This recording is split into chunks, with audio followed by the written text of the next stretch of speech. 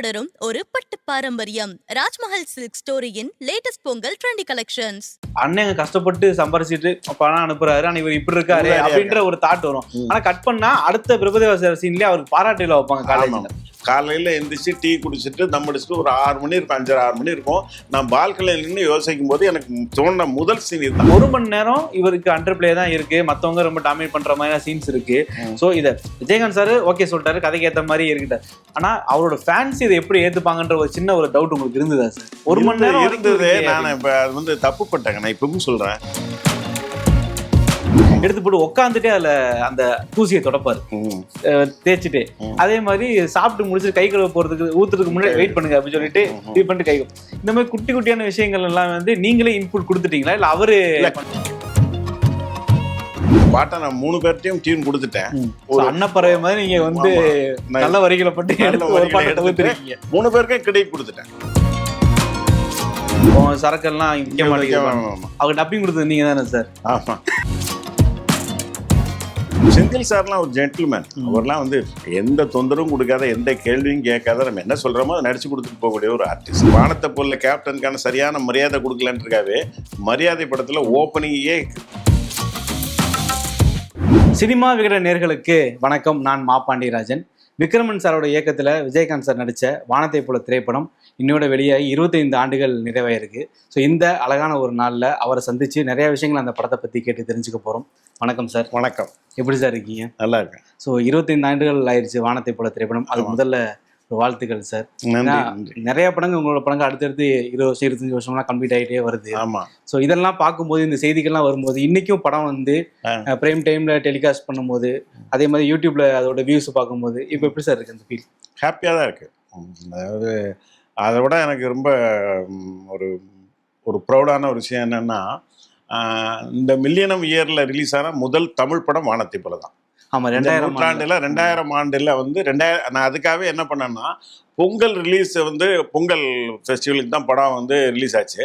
அப்போ பொங்கல் அன்னைக்கு ரிலீஸ் பண்ணால் இன்னும் 2-3 படம் காம்படிஷனாக ரிலீஸ் ஆகுது.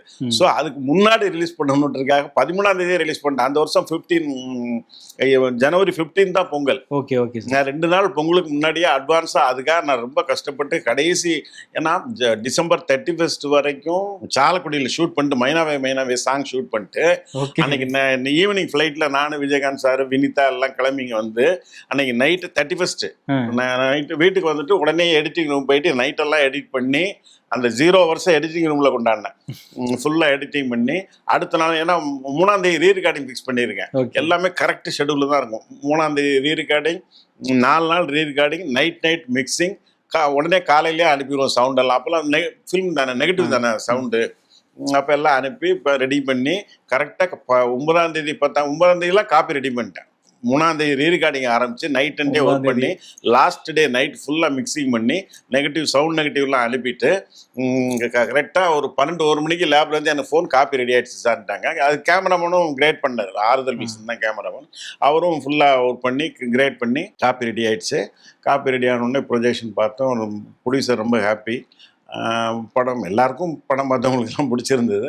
நான் நினச்ச மாதிரியே இந்த மில்லியனம் இயரில் ஃபஸ்ட்டு படமாக ரிலீஸ் பண்ணுறதுல நான் ரொம்ப ஹாப்பியாக ஃபீல் பண்ணேன். அது இன்னும் ஒரு 100 ஆண்டுகள் கழிச்சு நீ ஹிஸ்ட்ரி பார்த்தீங்கன்னா 2000 வந்த முதல் தமிழ் படம் எதுன்னு கேட்டால் வானத்தை போல.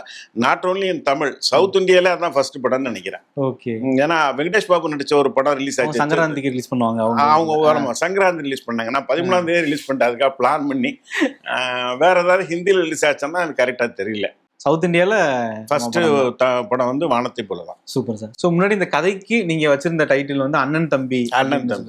ஸோ படமா இது வந்து மாறும்போது முதல்ல வானத்தை போல விஜயகாந்த் சார் நடிக்கிறான்னு தான் அவருக்காக ஒரு டைட்டில் வைக்கின்றது தான் வானத்தை போல அப்படின்னு வச்சேன். அதுக்கு படத்துக்கு ஆப்டா வந்து நான் வந்து சின்ன கவுண்டர்ல அந்த வானத்தை போல மனம் படைச்ச மன்னவனையில இம்ப்ரெஸ் ஆகி தான் வச்சேன். அது வந்து அது உதயகுமார் கூட எல்லா பேட்டிங்லையும் சொல்லுவாரு.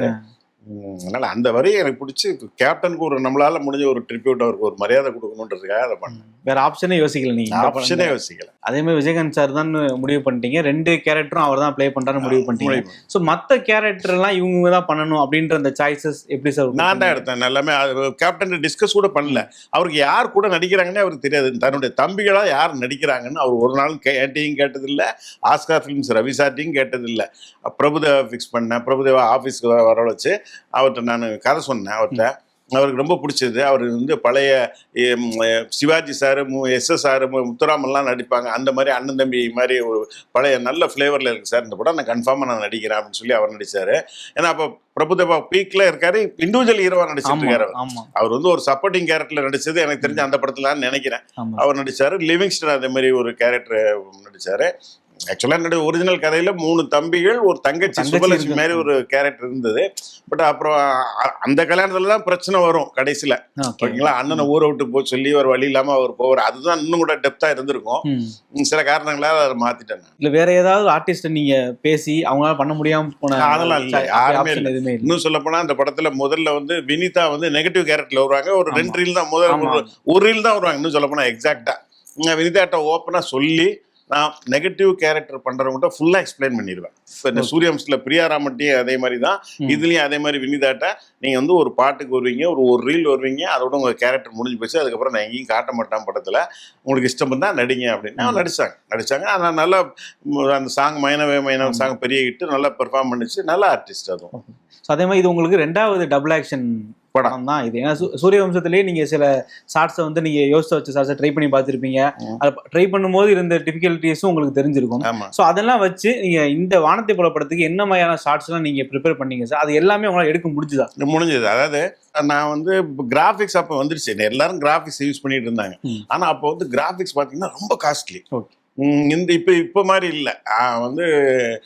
ஸோ நான் என்ன பண்ணேன்னா கிராஃபிக்ஸில் எடுக்காமல் எல்லாமே மிச்சல் கேமரா வச்சுட்டு மாஸ்கில் எடுத்தேன். அது NK விஸ்வநாதன் வந்து பெரிய கிரேட்.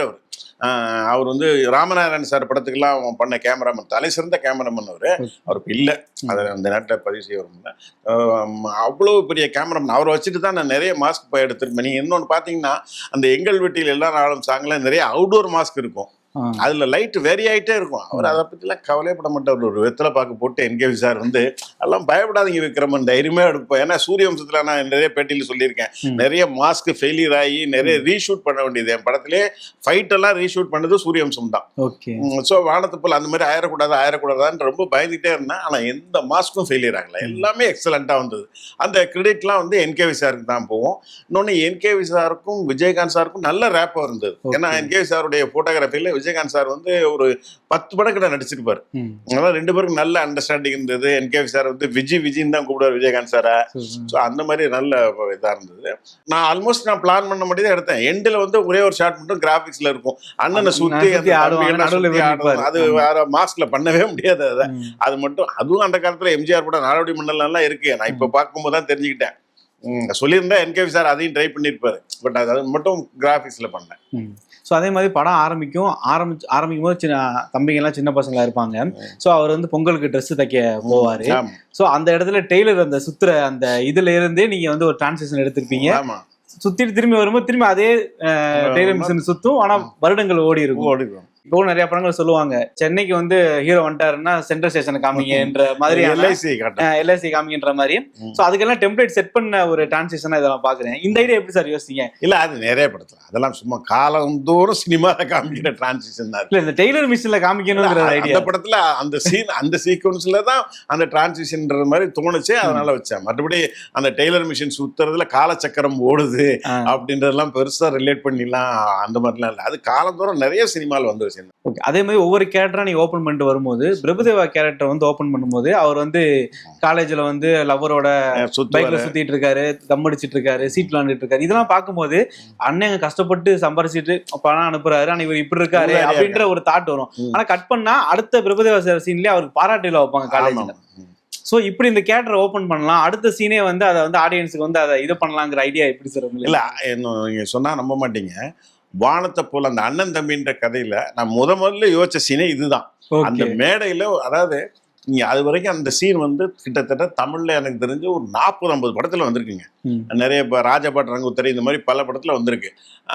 அதாவது ஒரு அண்ணன் வந்து கஷ்டப்பட்டு தம்பியை படிக்க வைப்பாரு பட்டணத்துல, தம்பியையோ தங்கச்சியையும் 2 இருக்கு படிக்க வைப்பாரு. அவங்க அங்க என்னன்னா நல்ல அண்ணன் இதுல காசுல நல்ல ரிச்சா ட்ரெஸ் பண்ணிட்டு நல்லா சுத்திட்டு ஃப்ரெண்ட்ஸோட எங்க அண்ணன் பெரிய கோடீஸ்வரர் அந்த மாதிரி எல்லாம் கதை விடுவாங்க. ஈவன் நம்ம ரஜினி சார் தர்மதுரை பாத்தீங்கன்னா கூட அந்த மாதிரி இருக்கும்.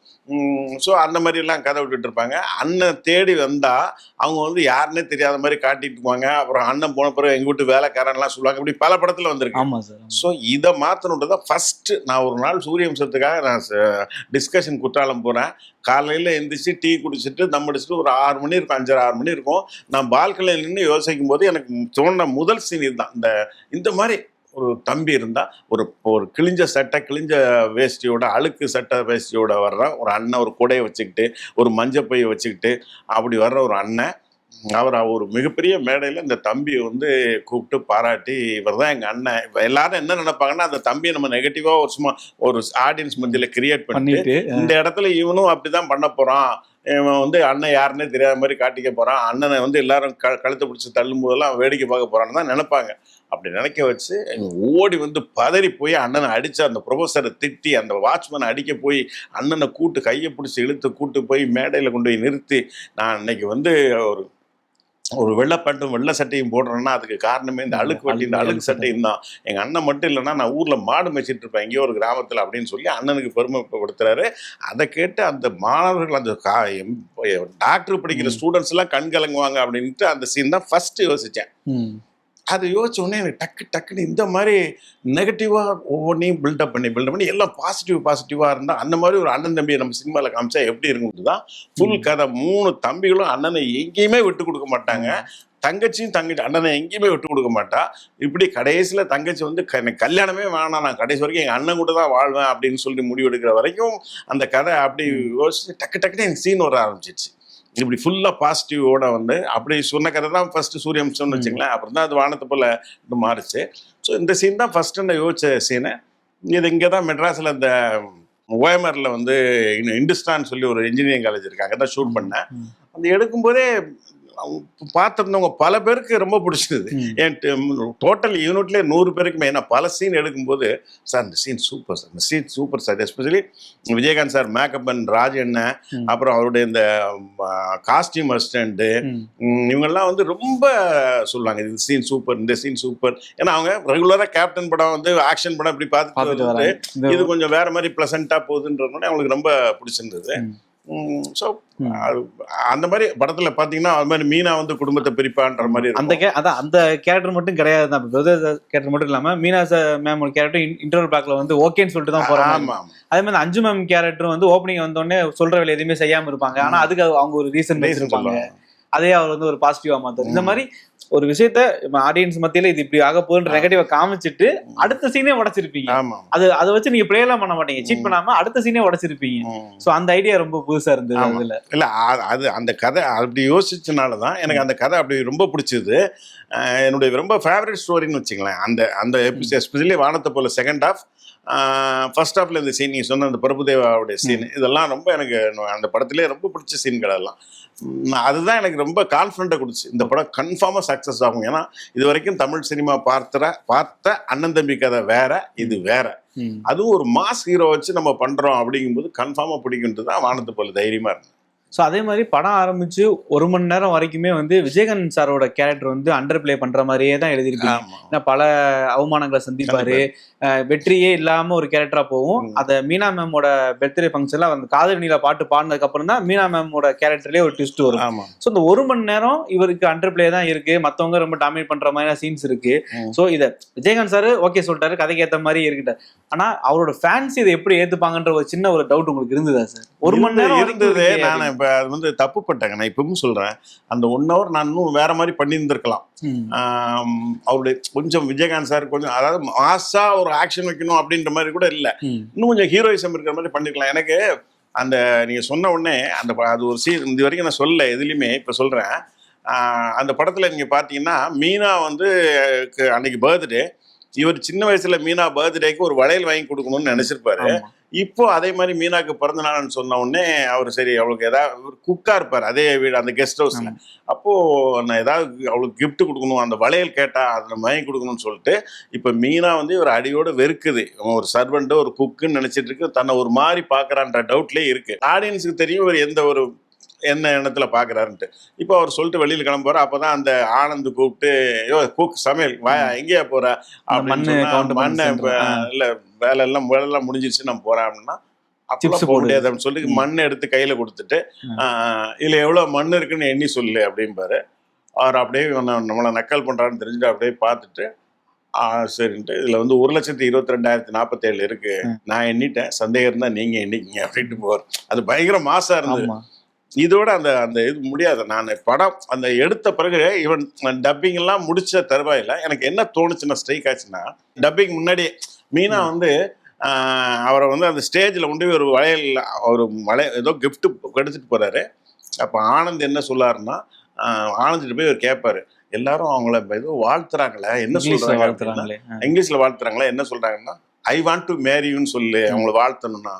அப்படின்னா என்னங்க அப்படின்னு கேட்பாரு இன்னசென்ட்டா. நீங்க பல்லாண்டு வாழணும்னு அர்த்தம், இதுதாங்க எனக்கு வேணும் அப்படின்னு சொல்லிட்டு ஐ வாண்ட் டு மேரின்னு சொல்லி ட்ரெயின் ஆகிட்டே மேலே போயிட்டு இதை கொண்டு போய் கொடுப்பாரு, வளையல கொடுப்பாரு. அப்படி மீனா பார்த்தோடனே அப்படி பார்த்தோன்னே I want to marry you அப்படின்னு எல்லாரும் சிரிப்பாங்க. மீனா சமயக்கார உன்னை கல்யாணம் பண்ணிக்க போறாண்டி அப்படின்னு ஃப்ரெண்ட்ஸ்லாம் சொல்லுவாங்க. மீனா வந்து அந்த வளையல தூக்கி எரிஞ்சிட்டு, யூ ராஸ்கல், ஒரு சமயக்காரன் நீ வந்து என்ன கல்யாணம் பண்ண ஆசைப்படுறியா அப்படின்ற மாதிரி சொல்லி இது பண்ணும்போது தான் அவரு அந்த விபரீதம் அவருக்கு புரியும். அப்படியே வெக்ஸ் ஆகி தலை குனிஞ்சு வருவாரு. இப்போ அப்படிதான் இருக்கும். அந்த வளையல எடுக்குவாரு, எடுப்பவொடனே மீனா கேக் கட் பண்ணுவார், காதல் பண்ணிடலான்னு பாடுவார். ஆனா எனக்கு எடுத்த பிறகு எனக்கு தோணுனது என்னன்னா, அப்படி வர்றாரு, வந்த உடனே அந்த ஆனந்த் அவரை தூண்டி விட்டு அவன் இப்ப சிரிச்சு என்ஜாய் பண்ணிட்டு இருப்பான். அவன் வந்து அப்படி பார்த்துட்டு என்ன சமையல் இப்ப எப்படி இருக்கு அப்படின்னு கேட்டோடனே பட்டீர்னு ஒரு அவனை அரைஞ்சிட்டு, இப்போ உனக்கு எப்படி இருக்கு, இதே மாதிரிதான் எனக்கு இருந்தது அப்படின்னு சொல்லிட்டு போனா எப்படி இருக்கும், அப்படி தோணுச்சு எனக்கு. பட் எனக்கு என்னன்னா ரீஷூட் பண்ணி பழக்கமே இல்லை, இன்னை வரைக்கும் இல்லை. என்னுடைய எந்த படத்துலயும் எந்த சீனையும் நான் ரீஷூட் பண்ணது இல்லை, எக்ஸப்ட் சூரியவம்சம். நான் சொன்னேன் இல்லையா, அந்த மாஸ்க் ஃபெயிலியர்ன்றதுனால, அது ஃபெயிலியர் ஒரு வழியே இல்லை. இல்லைன்னா நான் கிராஃபிக்ஸ்ல அப்பவே போனேன். அப்ப நீங்க 96ல கிராஃபிக்ஸ் இமேஜினே பண்ண முடியாது, அது சங்கர் ஒருத்தர் தான் பண்ணிட்டு இருந்தார், அவ்வளோ காஸ்ட்லி. ஸோ நான் எதுவுமே ரீஷூட் பண்றது இல்லை. அதனால அது ப்ரொடியூசர்கிட்ட சொல்ற தைரியமும் எனக்கு இல்லை. நான் சொல்லியிருந்தா ரவி சார் எடுத்துட சொல்லியிருப்பார், பரவாயில்ல சார் ஒரு 2 நாள் தள்ளினா கூட பரவாயில்ல, நீங்க இது எடுங்க ஷூட் பண்ணுங்க அப்படின்னு இருப்பாரு. அது என்னமோ எனக்கு இன்னொன்னும் பாத்தீங்கன்னா, அந்த காதல் பண்ணில சாங்கு மீனாவுடைய போர்ஷன், மீனா அந்த ஸ்டேஜ், பர்த்டே, அந்த ஈவெண்ட் எல்லாமே வந்து எக்மோர்ல ஒரு வீட்டுக்கு முன்னாடி எடுக்கிறேன். கவுண்டர் விஜயகாந்த் சார் ஷாட்டு, அந்த அவரு பண்றது பாட்டு பாடலாம் வந்து ஒய்எம்சிஎல் எடுத்தேன். இப்போ புக் ஃபேர்லாம் நடக்குது, அந்த ஒய்எம்சிஎல் எடுத்தேன். ஸோ மறுபடியும் நான் இப்போ எனக்கே கன்ஃபியூஷன், இது எங்கே எடுக்குது, இங்கே எடுக்குதா அங்கே எடுக்குதான்ட்டு ப்ரொடியூசர்கிட்ட சொன்னால் ப்ரொடியூசர் எதுவும் தப்பாக நினச்சிக்குவாரோ, எடுத்ததே திரும்ப எடுத்துட்டு இருக்காரு அப்படின்னு நினச்சிக்குவாரோ. அவருக்கு ஒரு கான்ஃபிடென்ட் போயிரும்ல, அவருக்கு டைரக்டருக்கு டவுட் வந்துருச்சு அப்படின்ற மாதிரி நினச்சிக்கூடாதுன்னு இருக்கேன். அதை எடுக்காம விட்டேன். ஆனால் நான் சொல்லி தெலுங்குல வைக்க சொன்னேன். சரி, தெலுங்குல ரீமேக் பண்ணும்போது டாக்டர் ராஜசேகர் நடிச்சார். அப்போ நான் தெலுங்கு டைரக்டர்கிட்ட சொன்னேன், ரவிராஜ் பிரிசெட்டி சார் தான் படம் பண்ணார் தெலுங்குல, நாட்டாமை தெலுங்குல அவர் தான் பெத்தராய்டுன்னு பண்ணாரு. அவரை பண்ண சொன்னேன், சார் வந்து இந்த இதை வந்து நான் இப்படி கன்சீவ் பண்ணியிருந்தேன், என்னால் எடுக்க முடியல, அது எடுக்காதுக்கு நான் ரொம்ப ஃபீல் பண்ணேன். ஏன்னா விஜயகாந்த் சாருடைய அந்த மாசம் நான் கொஞ்சம் எஸ்டிமேட் பண்ண ஜட்ஜ் பண்ண தவறிட்டேன், அதுதான் உண்மை. அந்த தியேட்டர்ல இப்ப இந்த மண்ணு எண்ணி சொல்றதுக்கே பயங்கர கிளாப்ஸ் வந்தது.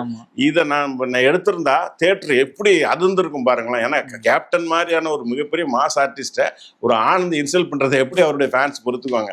அதை எடுக்காம விட்டுட்டேன். அது இன்னைய வரைக்கும் எனக்கு ஒரு ஃபீலிங் இருந்துகிட்டே இருக்கும். அந்த சீன் வரும்போதெல்லாம் நம்ம இது எடுத்திருக்கலாமேன்னு சொல்லிட்டு ரொம்ப குட்டி குட்டி அங்கங்க மாஸ் மொமெண்ட் சேர்க்கலாம். ஆனா நீங்க அதை மிஸ் பண்ணிட்டீங்க, விட்டது பெரிய தப்பு அது. நானு ஆனா அப்படி இருந்து ஒரு எலவேட் ஆனப்பதான் ரொம்ப அது கனெக்ட் ஆயிருந்துச்சு. அப்படியும் நம்ம எடுத்துக்கலாம் அது. அதான் எனக்கு அப்புறம் அதுலயே இன்னொரு சின்ன இது என்னன்னா, அது எப்படியெல்லாம் அது எடுத்து அது வந்து அந்த சீன் நான் அப்புறம் எப்படி நினைச்சேன்னா, இவர் வந்து ஆனந்த திருப்பி அடிச்சுட்டு இப்போ உனக்கு எப்படி இருக்கு, அதே மாதிரிதான் எனக்கு இருக்கு அப்படின்னு சொல்லும்போது மீனா அதை பார்த்துட்டு வேகமா வந்து யூ ராஸ்கல் யாரை அடிக்கிறான்னு சொல்லும் போதுதான் கையை பிடிச்சிட்டு காதல் வெண்ணிலா அப்படின்னு பாடுவாருன்ட்டு தான் அப்புறம் எடுக்கலான்னு நினைச்சேன்.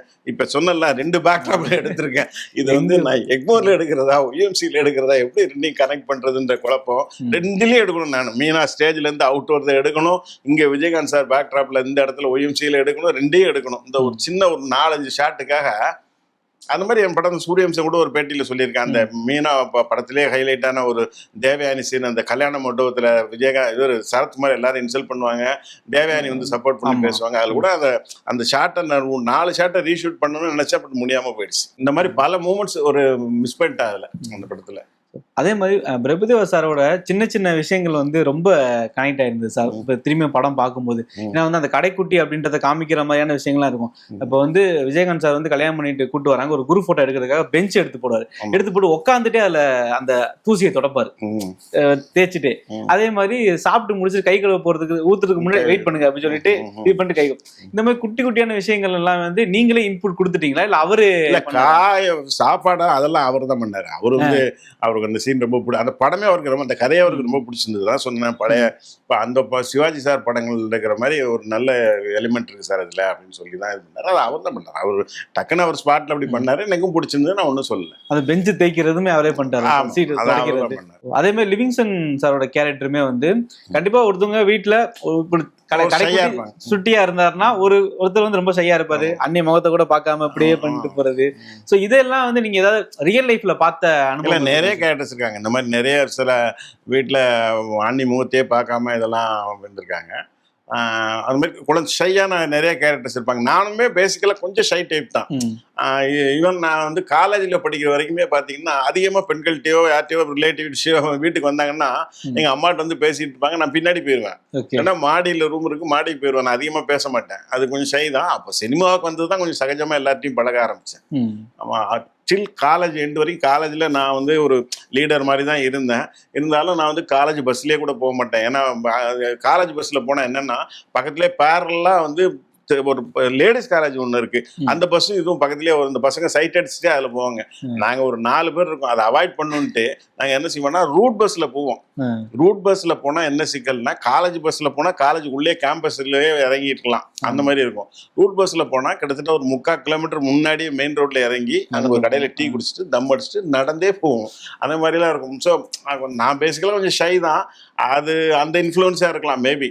பட் அந்த கேரக்டர் எடுக்கும்போது லிவிங்ஸ்டன் ஒரு கிரியேட்டர் இல்லையா, ஒரு நல்ல கிரியேட்டர், ஒரு ஸ்டோரி டைலாக் ரைட்டர் தான் அவரு. Bhagyaraj sir assistant. அவருக்கு ரொம்ப பிடிச்சிருந்தது. எங்கம்மா பிடிச்ச அந்த கேரக்டரை அப்படின்னு ரொம்ப ரசிச்சு இன்வால்வ் ஆகி தான் பண்ணாரு. ஸோ அதே மாதிரி எங்கள் வீட்டு எல்லாரும் கார்த்திகை பாட்டு வந்து நாமுத்துக்குமார் பாவிஜய் சேர்ந்து எழுதுனது. நாமுத்துக்குமார், பாவிஜய், ரவிசங்கர், 3 பேர். அது என்ன அப்படின்னு கேட்டீங்கன்னா, இந்த பாட்டை நான் 3 பேர்ட்டையும் டியூன் கொடுத்துட்டேன். எங்கள் வீட்டில் எல்லா நாளும் கார்த்திகை அப்படின்ற அந்த பாட்டு வந்து அந்த பல்லவி ஓப்பனிங் 2 லைன்ஸ் வந்து நாமுத்துக்குமார் எழுதினது. ஓகே. அப்புறம் கொஞ்சம் லைன்ஸ் வந்து பாவிஜய் எழுதினது, கொஞ்சம் லைன்ஸ் என் அசிஸ்டன்ட் ரவிசங்கர் எழுதினது. சிலுவைகளை நீ சுமந்து அதெல்லாம் வந்து ரவிசங்கர் எழுதினது. இப்படி ஒரு சேவல் தான் நாடை காத்தது அதிசயம் பாருங்கள், அண்ணனை பாருங்க, அண்ணனை வாழ்த்துங்கள்னு சொல்லி அது வந்து பாவிஜய் எழுதினது. இப்படி இருக்கும்.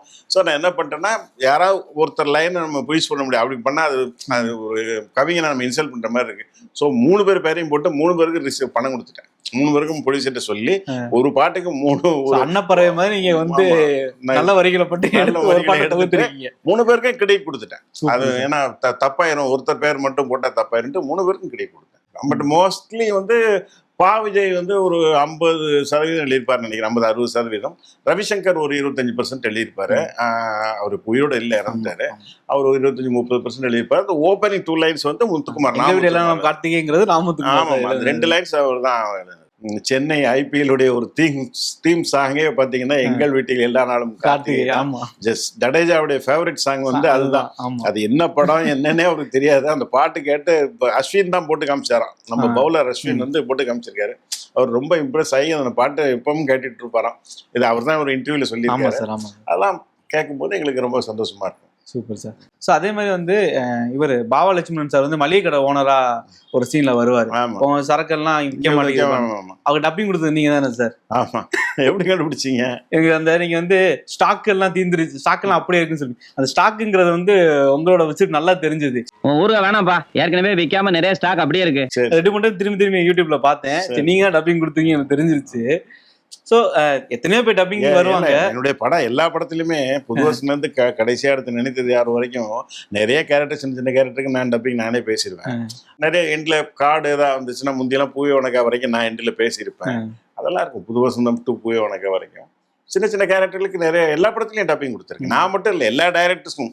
இப்ப சுந்தராஜன் சார் படம் எடுத்துட்டீங்கன்னா பெரும்பாலான கேரக்டருக்கு அவர் குரல் தான் இருக்கும். இன்னைக்கு படம் பார்த்தீங்கன்னா தெரியும், அம்மன் கோயிலுக்குள்ள கேளை ஆகட்டும், எந்த படமாகட்டும், அந்த மாதிரி நிறைய டைரக்டர்ஸ், எல்லா டைரக்டருமே என்கிட்ட கேட்டால் 99% டைரக்டர்கள் வந்து அவங்க படத்துல அட்லீஸ்ட் ஒரு 4-5 சப் கேரக்டர்ஸ்க்காக டப்பிங் கொடுத்துருப்பாங்க. அது எதனால சார்? அந்த டக்குனு இந்த வேலையை முடிச்சிடணும், இன்னொருத்தவங்க சொல்லி அதுக்கு டைம் எடுக்கிறதுக்கு நம்மளே பேசிடலாம், அந்த மாதிரி சீக்கிரமா வேலை அந்த மாதிரி தானே தவிர ஒரு டப்பிங் கலைஞர்களுக்கு நம்ம வந்து வேலை கொடுக்க கூடாதுன்றல இல்லை. நான் நிறைய டப்பிங் ஆர்டிஸ்ட் நான் யூஸ் பண்ணியிருக்கேன். அது க்ரௌடு எல்லாம் நிறைய டப்பிங் ஆர்டிஸ்ட கூட்டு வந்து அசிஸ்டன்ஸ் எல்லாம் உள்ள க்ரௌட் வாய்ஸ் கொடுக்க கூடாது, டப்பிங் ஆர்டிஸ்டே வர சொல்லுங்க, அவங்களே குரல் கொடுக்க சொல்லுங்க அப்படின்னு சொல்றேன். ஏன்னா அவங்களுக்கு அது வாழ்வாதாரம், அதை நம்ம வந்து கை வைக்கணும்.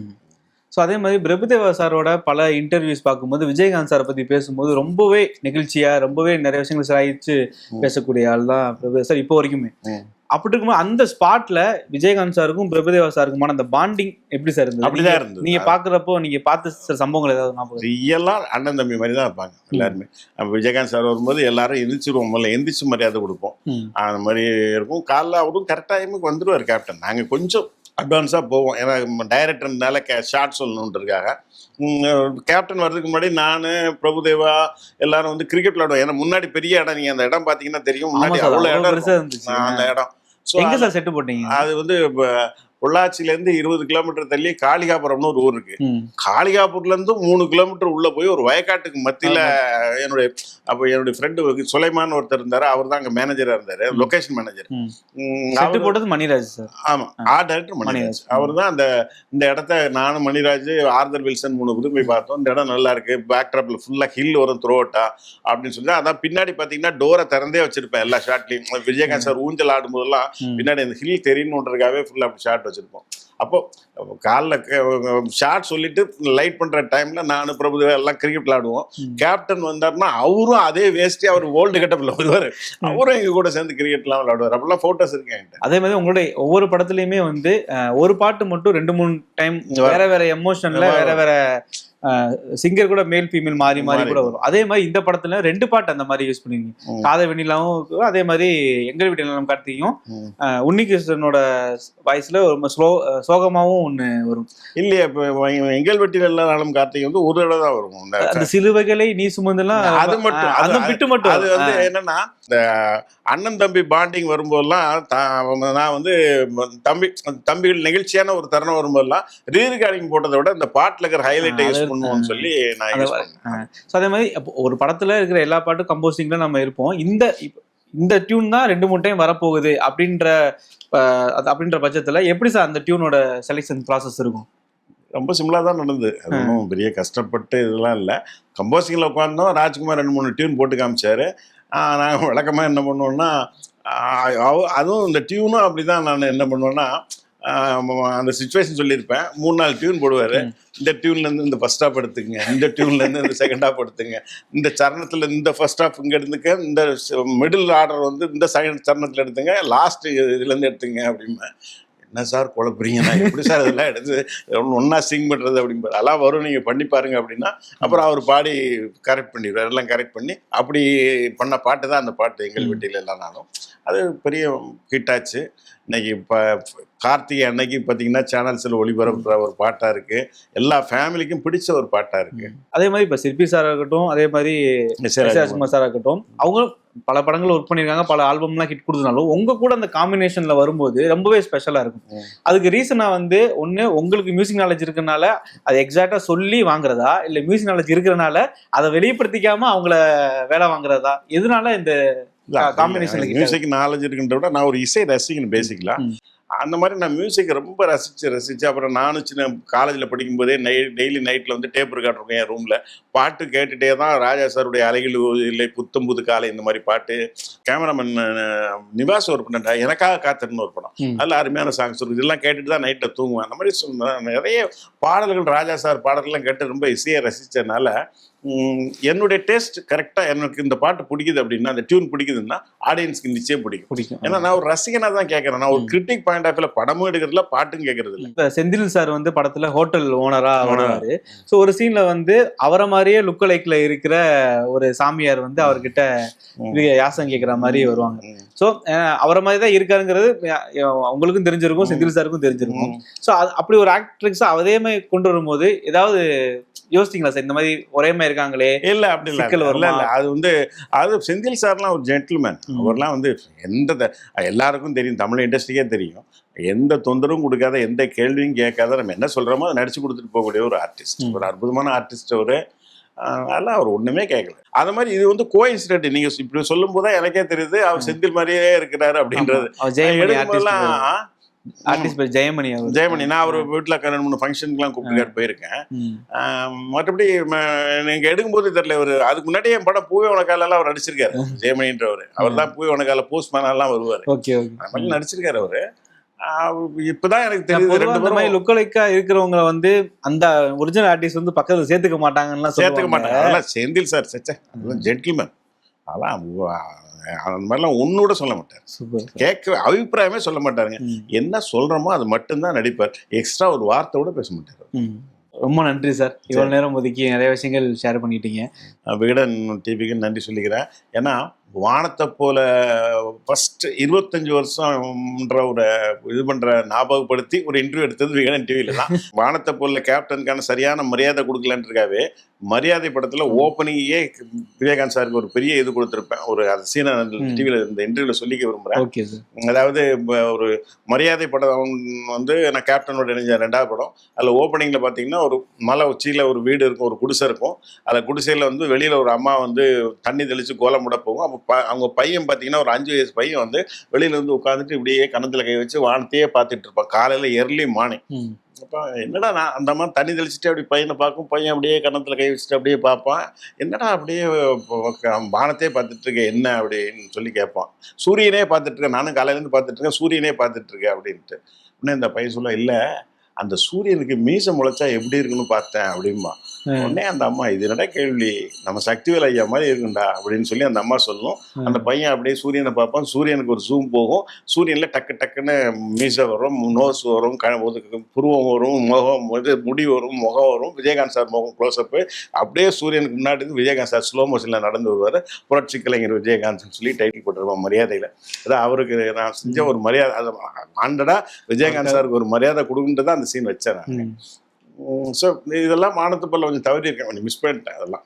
ஓகே சார், ரொம்ப நன்றி சார், ரொம்ப நன்றி பேசுங்க. Thank you so much sir. தொட்டு தொடரும் ஒரு பட்டு பாரம்பரியம், ராஜ்மஹல் சில்க்ஸின் லேட்டஸ்ட் ட்ரெண்டி பொங்கல் கலெக்ஷன்ஸ். இந்த பொங்கலை வண்ணமயமாக்க ராஜ்மஹல் சில்க் ஸ்டோரியுடன் கொண்டாடுங்கள்.